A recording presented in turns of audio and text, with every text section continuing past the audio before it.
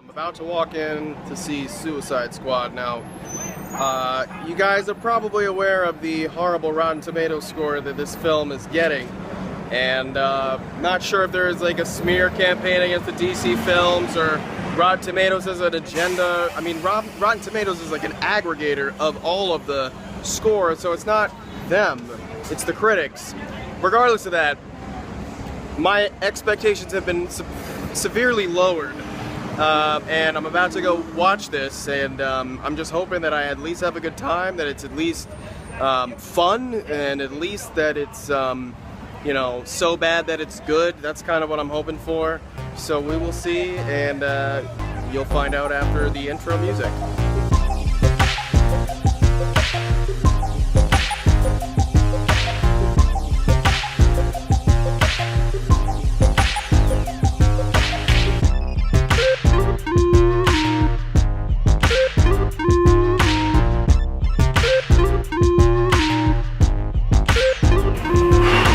Initiate Vigilante mode. Okay, so I just got back from Suicide Squad, literally just walked in the door and flipped on the camera because I really need to get this out. This movie was not nearly as bad as everybody was saying. I mean, Jesus! This will be a non-spoiler review. So, Suicide Squad stars Will Smith, Margot Robbie, Jared Leto, Jai Courtney, Viola Davis, and a whole slew of other actors. Comic-Con a few weeks ago, David Ayer, you know, the director of the film, he came out and he said, "Fuck Marvel." I just think that that's a very arrogant thing to say, especially when they're at the beginning of their journey as a sort of film franchise. You know, they've had 3 movies and none of them have been particularly well received. With that said, I do like this director's work. He's got talent as a filmmaker, and I was definitely excited to see that he was the one making this movie. Last time I checked, it was at like a 27%. I am both an actor, filmmaker, and movie critic. I'm speaking from my filmmaker side. I'm also speaking from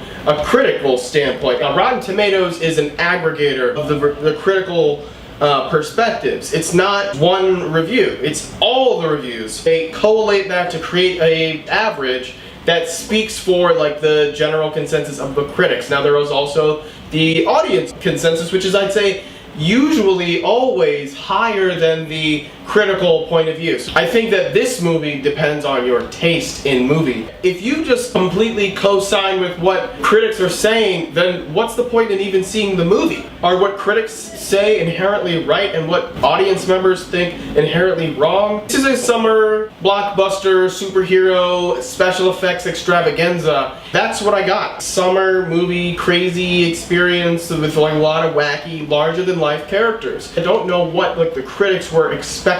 In a way, I do feel like that there is some bias against comic book movies in general, and perhaps even more so towards the DC extended universe because of the fact that they don't have what Marvel has. It's very clear. That's not to say that they won't get there. They lack the confidence to really commit to any one of their ideas. I'm going to start with the things that I didn't like about the movie first. There could have been more character development across the board.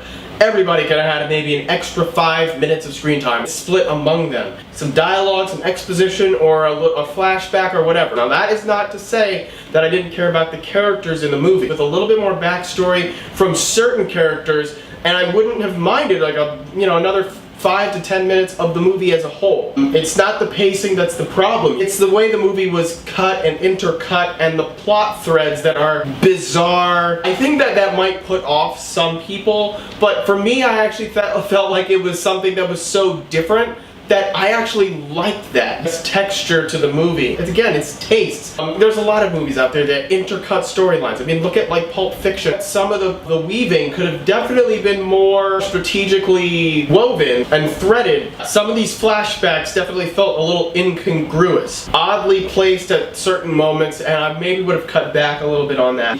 Flashbacks just came at weird places that didn't really highlight the place that our protagonists are in at that moment. The Joker. I didn't love Jared Leto's portrayal of the Joker. It's not to say that he was bad in the movie. I mean, the guy is a great actor, really committed to the role. I just don't know if it was necessarily worth going so method on this one. He has plans to play this character throughout the DC film universe for movies to come, so I think that a lot of that stuff is really good groundwork.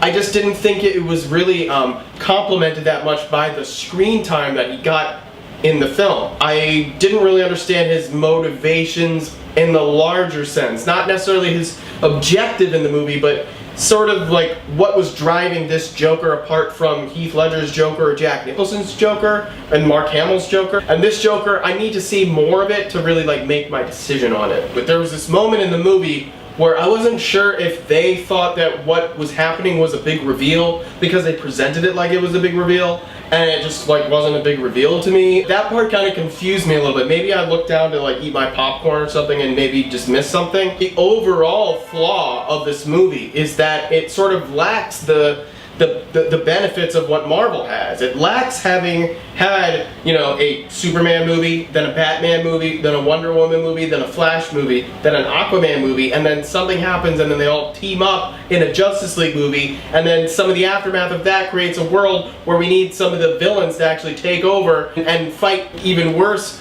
people. That would have been a little bit of a more logical model.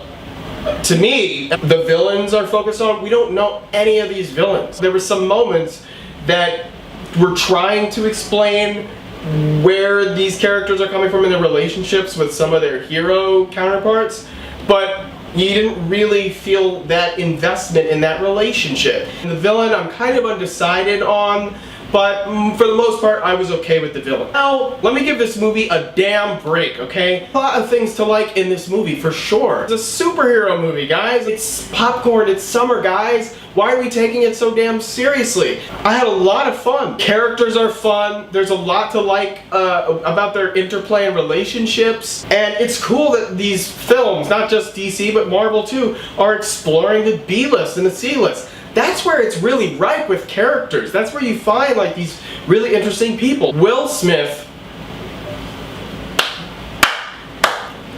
you still got it, brother. Will Smith killed it. He was a Will Smith movie. It was an ensemble movie, and I think he played really nicely within that ensemble. Here proves why he is such a draw. He is like literally one of the most entertaining human beings in existence. I was laughing, I was cheering at his successful moments. He was great in this movie. And Margot Robbie, she was fantastic in the movie. She is probably gonna get an Oscar for something eventually. She really committed to this character. She was excellent in the film. And I was basically laughing at every single thing she said. Maybe I'm just crazy because I understand that sense of humor, kind of, that macabre sense of humor. Jai Courtney, an actor who I haven't seen in anything that really has proven to me like why he's a movie star. I think we have our proof now, okay? Now, I'm not gonna just say that he was like, he stole a show. I don't think I wouldn't go that far.